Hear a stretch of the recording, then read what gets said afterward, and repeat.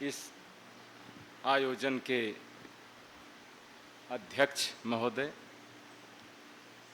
मंच पर उपस्थित अन्य विद्वत जन एवं हमारे सम्मुख उपस्थित सुधी श्रोता जन,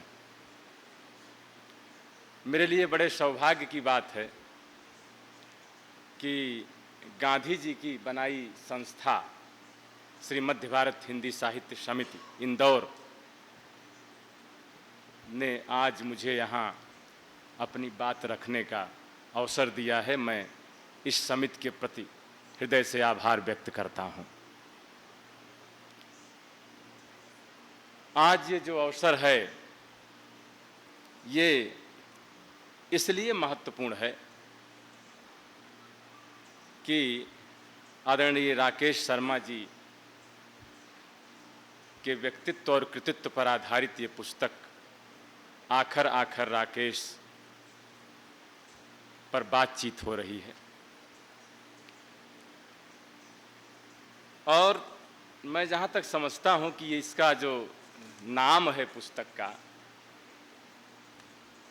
वो बिल्कुल चरितार्थ होता है, क्योंकि तुलसी ने कहा था कि अर्थ अमित अति आखर थोरे।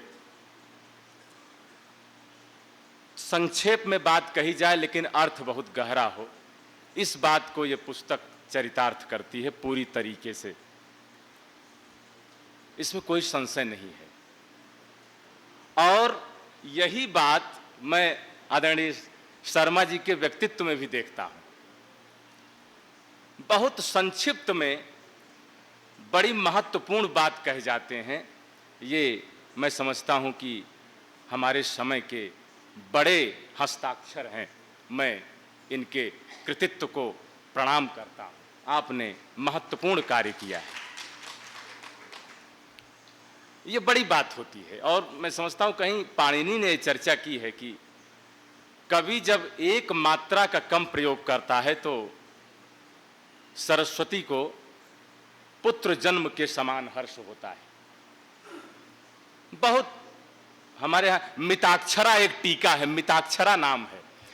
मित कथन की बड़ी प्रशंसा कही गई है हर जगह। संक्षेप में बात कही जाए, बड़ा भारी कौशल भी है और बड़ी कृपा है सरस्वती की। तो मैं ऐसे सरस्वती के वरद पुत्र पर आधारित इस कृति पर थोड़ी बात करूंगा, क्योंकि ये कृति कई दृष्टियों से महत्वपूर्ण है। और महत्वपूर्ण इसलिए है कि जब मैं सर के संपर्क में आया तब से लेकर अब तक मैंने जो अनुभव किया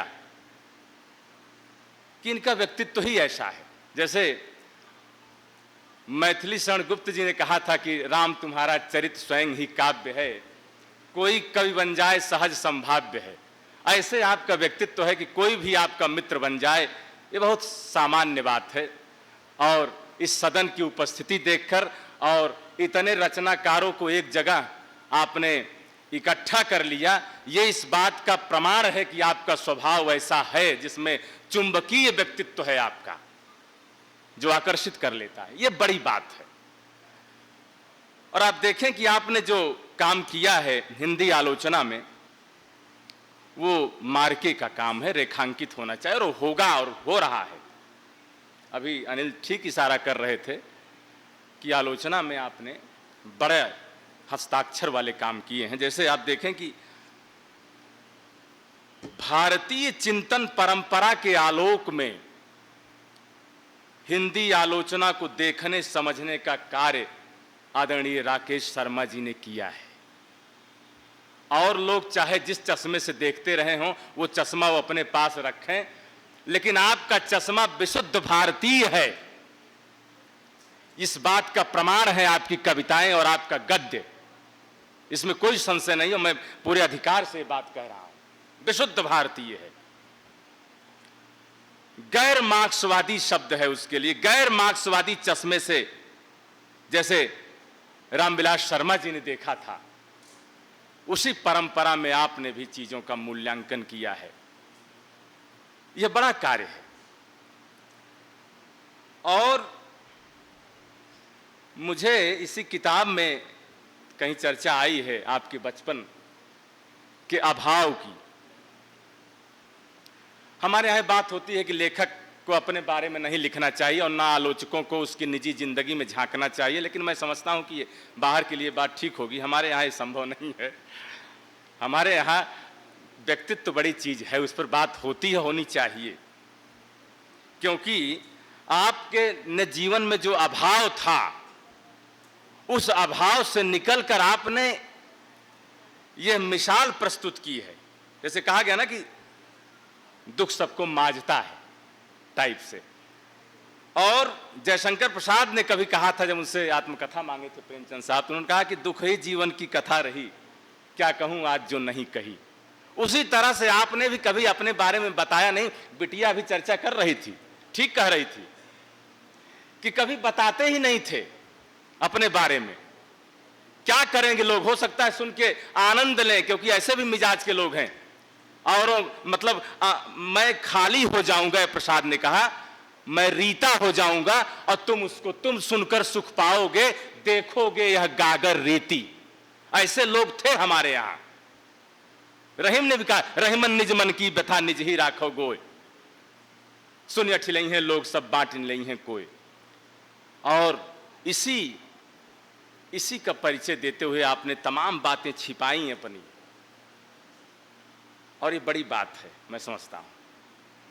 फिर आप देखें कि चूंकि मैं लोक पर कुछ लिखता पढ़ता रहता हूं ऊट पटांग, तो चूंकि मैं उस लिहाज से जब सर को देखता हूं तो मुझे मेरे प्रिय लेखकों में और आलोचकों में सर नजर आते हैं, इसमें कोई संशय नहीं। लोक की स्मृतियां, लोक के अनुभव इन्होंने बहुत सहेज के रखे हुए हैं। इंदौर जैसे महानगर में, जो भौतिकवादी शहर है, इसका लोक से कोई लेना देना नहीं है, लेकिन चूंकि ये संस्था ऐसी रही है जिसका लोक से बड़ा गहरा जुड़ाव रहा है, हमेशा इस संस्था की पत्रिका ने लोक साहित्य पर बहुत बल दिया है। उस परंपरा का आप बखूबी निर्वहन कर रहे हैं, इसके लिए मैं चाहूंगा सर का हृदय से एक बार आप लोग, ये बहुत बड़ी बात है, हृदय से इनके प्रति मेरा सम्मान बहुत है कि इन्होंने लोक को बहुत ज्यादा वजन दिया हुआ है, अपनी पत्रिका में जगह दी है। ये बड़ा, और ये मध्य भारत समिति की पत्रिका का जो उद्देश्य था उसे आप बरकरार रखे हुए हैं, और ये बड़ी बात है, क्योंकि लोक की सुखद स्मृतियों ने आपके चित्त को विस्तार दिया है। मैंने देखा लोक का स्वभाव है विस्तार देना, दैन्य से भी विस्तार, दैन्य में विस्तार होता है। देखिए समरसता है, और शहरों में तो संपन्नता भी है फिर भी संकुचन है, दैन्य में फिर भी विस्तार है, लेकिन शहर में संपन्नता है फिर भी आदमी अपने में कैद है, नहीं देगा, आपकी बात नहीं सुनेगा। और आपने इस बात को रेखांकित भी किया है कि जहां तहां इस बात को जो मैं कह रहा हूं, लोक आपकी धमनियों में रक्त की तरह संचरित होता रहा है, और यह बात आपने स्वीकारी भी है। आपके पास लोक के विस्तृत अनुभव हैं, जिसने आपके अनुभव के आकाश को विस्तार दिया है। मेरे पास थोड़ा समय और है कि नहीं? समय है, ठीक है, मैं अभी अपनी बात संक्षेप में। और यही कारण है कि आपकी रचनाएं लोक हृदय से जुड़ती हैं, उनसे दूर नहीं रहती हैं। आपने अपने एक साक्षात्कार में कहा भी है कि साहित्य में वैविध्य ग्रामीण अनुभव से ही पुष्ट होता है। यह बहुत बड़ी बात है। साहित्य में वैविध्य ग्रामीण अनुभव से ही पुष्ट होता है। जो गरीबी बचपन में अभिशाप लग रही थी, आज जीवन अनुभव को समृद्ध करती हुई मालूम पड़ती है। यह बहुत बड़ी बात आपने कही है। जो गरीबी बचपन में खटकती थी, आज वो जीवन अनुभव को समृद्ध कर रही है। और इसी साक्षात्कार में एक बड़े मार्के की बात आपने कही है कि जब अनुभव जन्य साहित्य रचा जाता है, तब उसकी संप्रेषणीयता और उपयोगिता पाठकों को प्रभावित करती है, पाठकों का प्रेम उससे मिलता है। आज आप देखें हमारे यहाँ साहित्य में बड़ा भारी संकट है कि जो लिखा जा रहा है वो पढ़ा ही नहीं जाता, पहुंचता ही नहीं है। पहुंचेगा कैसे जब उसमें पहुंचने वाला तार ही नहीं है, उसमें करंट ही नहीं है, जो जुड़ सके तो कैसे पहुंचेगा। आपने संप्रेषणीयता पर गंभीर बात कही है, यह महत्वपूर्ण है, कैसे संप्रेषित होगा।